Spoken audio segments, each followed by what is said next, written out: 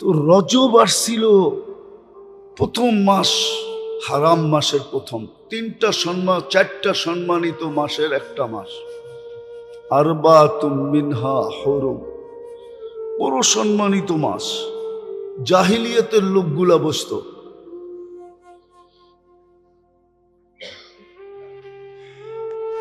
জাহিলিয়াতের লোকরা পর্যন্ত বসতো।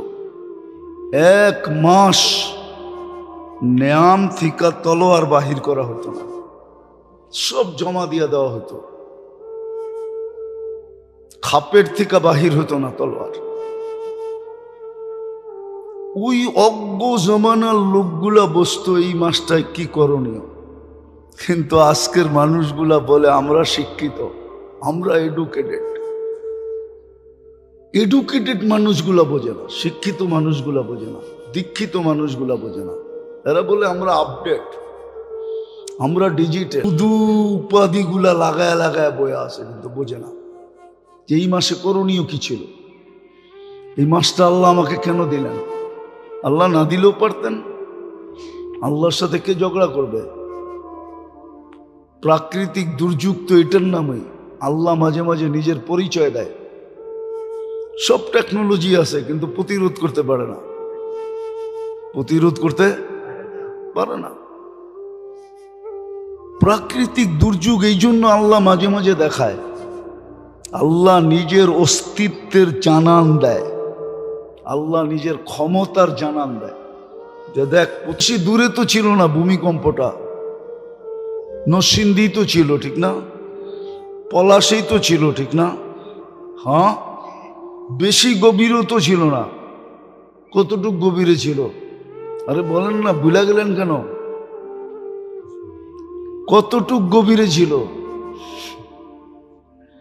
বেশি গভীরে তো ছিল না, ছিল তো আমাদের দেশের ভিতরেই, একবারে ঢাকার কাছে, যেটাকে রাজধানী বলে, যেখানে সবচেয়ে ভিআইপি সিআইপিরা থাকে, সবচেয়ে শিক্ষিত লোকগুলা থাকে, সবচেয়ে মেধাবী লোকগুলা থাকে। আল্লাহ বলে বেশি নিচে তো ছিল না, তবু নাকের ডগাই তো ছিল। আর একদিনে ছিল না তো, একদিনে হয় নাই, অনেক দিন ধরেই তো গাপটি মেরা ছিল, লুকায় ছিল। বাইর করলে পারলি না কেন? বাইর করে একটা পাইপ লাগায় দিতি, শক্তিটা পাইপ ইঞ্জেকশন দিয়ে পুষ বাইর করে ফেলে, এরকম পাইপ ঢুকায় দিতি, বাইরে যেত শক্তিটা, এত বড় ধাক্কা লাগতো না। এটার নামই আল্লাহ। আল্লাহ নিজের শক্তির জানান দেয়, নিজের অস্তিত্বের জানান দেয়, যে সব তোমাদের কাছে আছে, কিন্তু পারবে না। শক্তি নাই, তোমাদের ক্ষমতা নাই। গর্তটা তো বেশিও হয় নাই, যে কয়েক কিলোমিটার নিয়ে গর্ত হয়েছে, ঠিক না? কি দেখেন না আপনারা, ভূমিকম্পের যেটা পেপারে আসে না, গর্তটা কি কয়েক কিলোমিটার নিয়ে?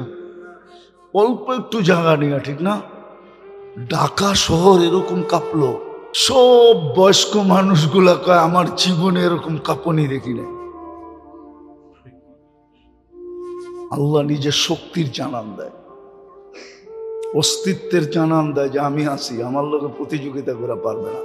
এটাকে প্রাকৃতিক দুর্যোগ বলে মানুষ। আসলে প্রাকৃতিক দুর্যোগ না, এটা আল্লাহর শক্তির জানান, আল্লাহর অস্তিত্বের জানান। সব তোমাদের কাছে থাকবে, কিন্তু তোমরা কোনো প্রতিরোধ করতে পারবে না। না প্রতিরোধ, না প্রতিবাদ, কিচ্ছু করা সম্ভব না। তো যেটা আমি বুঝাইতেছিলাম, রজব সুযোগ নিয়ে আসছে, বান সুযোগ, বরকত জমা করার সুযোগ। আর বরকতওয়ালা জীবন ওটা যাদের বাড়িতে আছে ওরা জানে কি মজার জীবন। আপনার বাড়িতে বরকতওয়ালা জীবন যে কত মজার, কিন্তু এটার ভিতরে গ্রান নাই। গ্রান থাকলে মানুষ পাগল হয়ে যেত। দেখেন না আজকাল ইলিশ মাছে গ্রান নাই। আগে ছিল এক বাড়িতে বাজলে পুরা গ্রাম খবর হতো ওই বাড়িতে ইলিশ মাছ বাজে। এখন গ্রান নাই। আগে দেশি ডিম বাজলে 4-5 বাড়ি খবর হইতো ওরা দেশি ডিম বাঁচতেছে। আগে ডিম ছিলই দেশি, এখন ডিম হইল প্লাস্টিকের, এই জন্য কোনো গ্রান নাই। ঠিক বরকত আছে, কিন্তু বরকত আল্লাহ গ্রান রাখেন নাই। রাখলে তো ওই বাড়িতে সবাই হামলা করত। এই জন্য যেই বাড়িতে বরকত আছে ওরা জানে বরকত, ওরা জানে। এই জন্য দেখবেন আপনি শ্রম পেশার মানুষের কাছে বরকত বেশি। এই জন্য রিক্সাওয়ালা করে সচরাচর বড় ডাক্তার দেখাইতে দেখবেন না। ওরা ফার্মেসিতে যে কইব মাথাটা এরম এরম করে, শরীরটা এরম এরম লাগে, একটু গরম গরম ভাব, একটু কাশি কাশি লাগে, তো ফার্মেসিওয়ালা গো 2-4টা ওষুধ দিয়া দেয়। কয় টাকা? 10 টাকা। দেখবেন 10 টাকা খায়া ভালো হয়ে গেছে। পরের দিন আবার রিক্সা লয়া বেরিয়েছে, ভ্যান লয়া বেরিয়েছে, ঠেলা গাড়ি নিয়ে বেরিয়েছে। ওগুলো বেশিরভাগ দেখবেন না আপনি বড় বড় হাসপাতালে যেতে। এত বড় ভিজিট দিব কোত্থেকে? 1000 টাকা, 800 টাকা, 700 টাকা কোত্থেকেও ভিজিট দিবে? ও সারাদিনের কামাই তো 700 টাকা। ওদের 2-4 টাকার ওষুধই।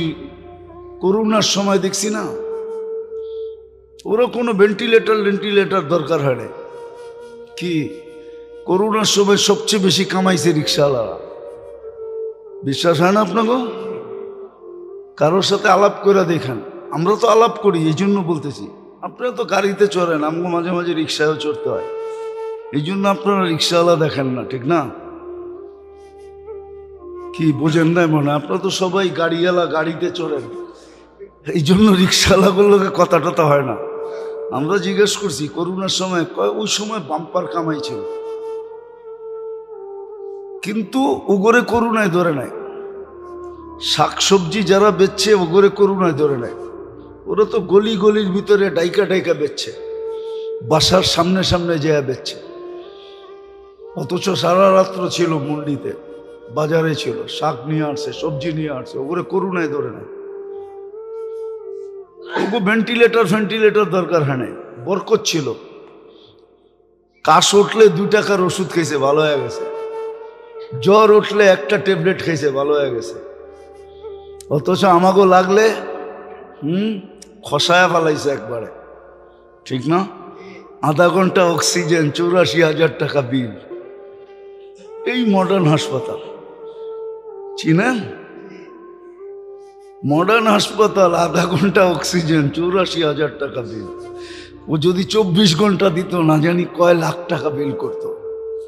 হ্যাঁ, 84 দিয়ে চিন্তা করেন, 48 দিয়ে গুণ দেন 84-রে, তাহলে বোঝা যাবে কয় লাখ টাকা বিল হইতো 24 ঘন্টায়। তো বরকত জমা করার মাস হলো এই 2টা। সমস্ত গুনার থেকে বাঁচার মাস হলো 2টা। অভ্যস্ত গুনার থেকে বাঁচো। মাসগুলা ছিল ওগুলা ছেড়া দাও। জাহিলিয়তের যুগের লোকেরা মানত রজব আসলে আর শরাবের আড্ডা বসতো না, আর নাচের গানের আড্ডা বসতো না, আর ঝগড়া বিবাদ হতো না, আর কোলাহল হতো না।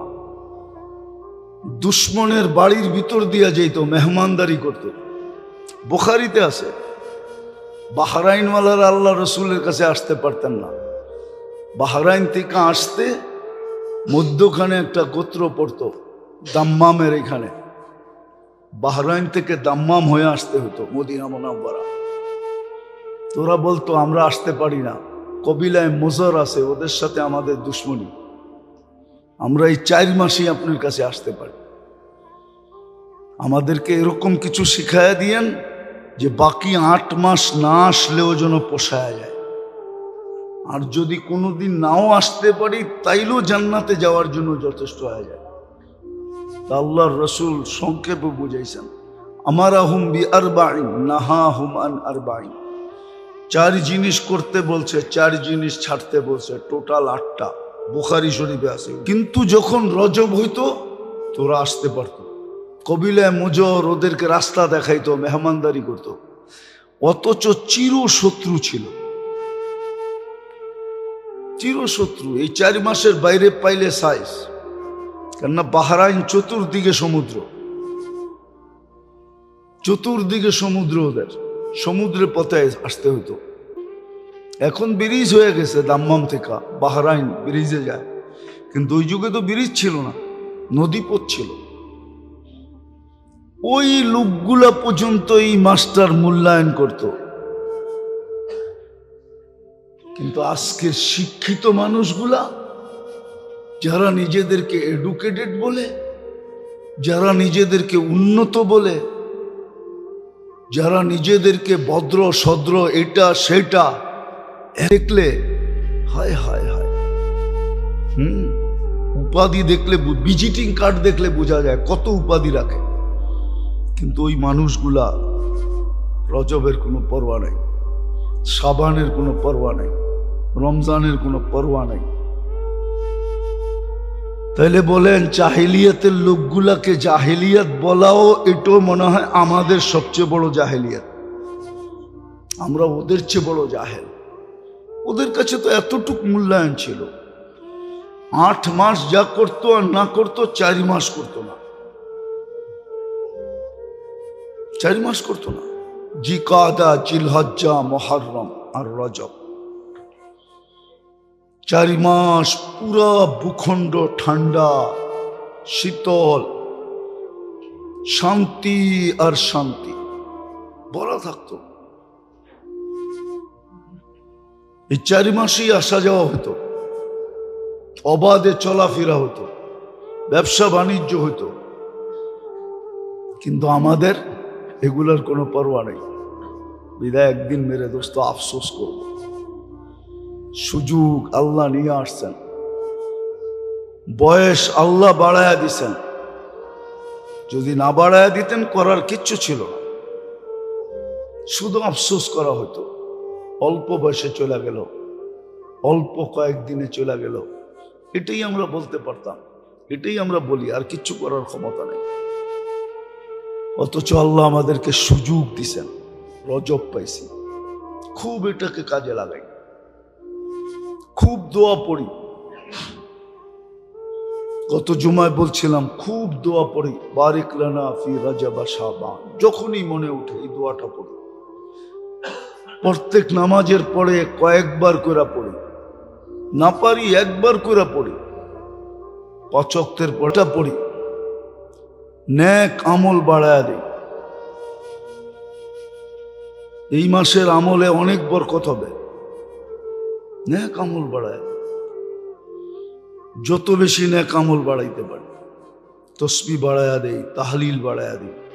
কিচ্ছু না পারি তাহলে একটা জিনিস বাড়ায়া দেই,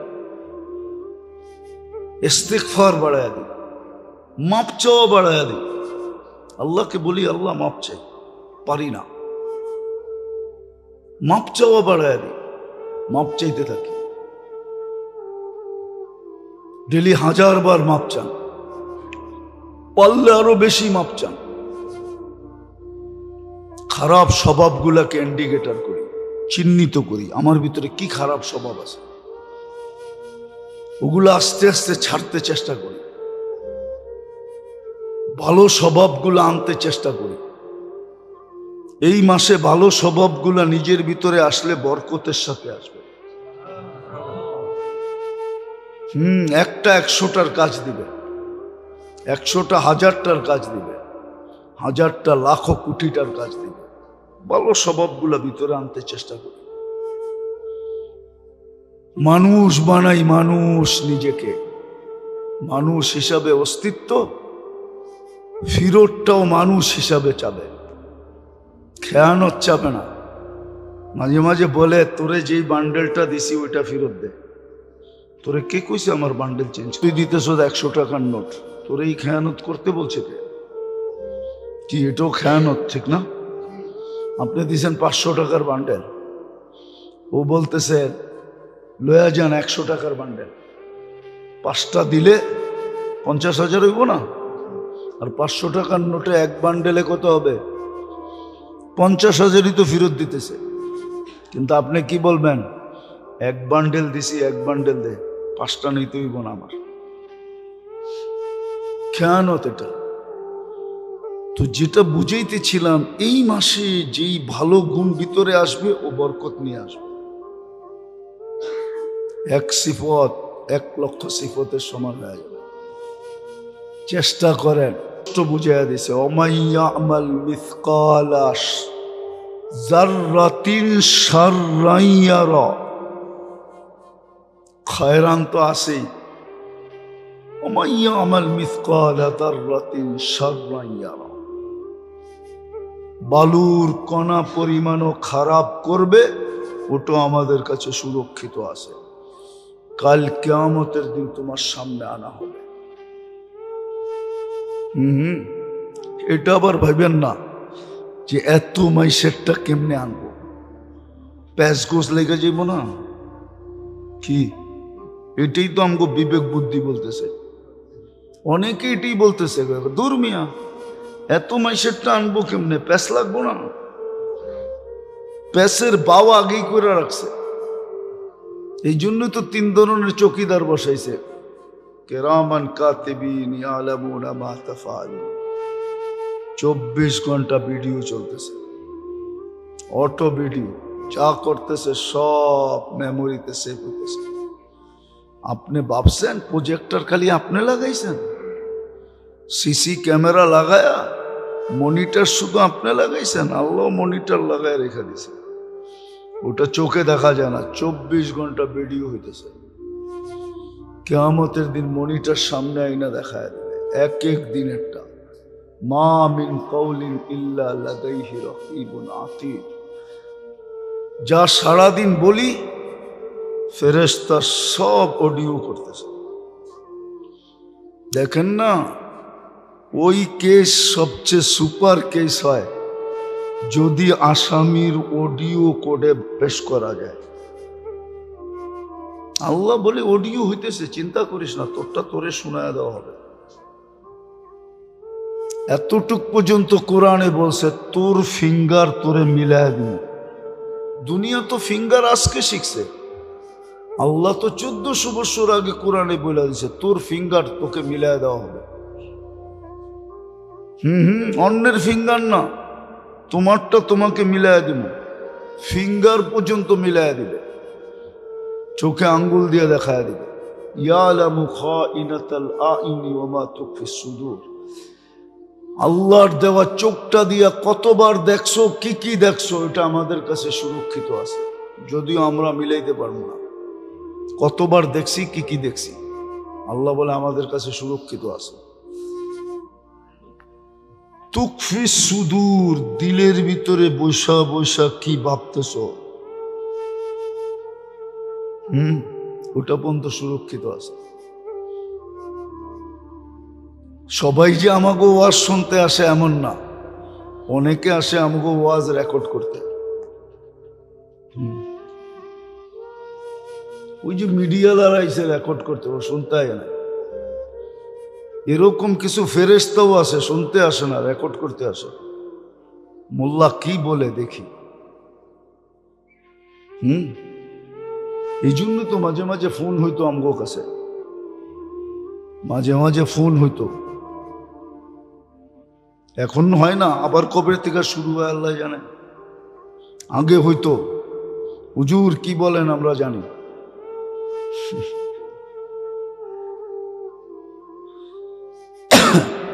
এই জন্য বলতেছিলাম, ভালো মতে বোঝেন, কাজে দিবে। মাসটা শুরু হয়েছে, মনে হয় সপ্তাহ পারও হয়ে গেছে, বাকিটাও পার হয়ে যাবে। আল্লাহ আমাদেরকে বুঝার তৌফিক দান করেন।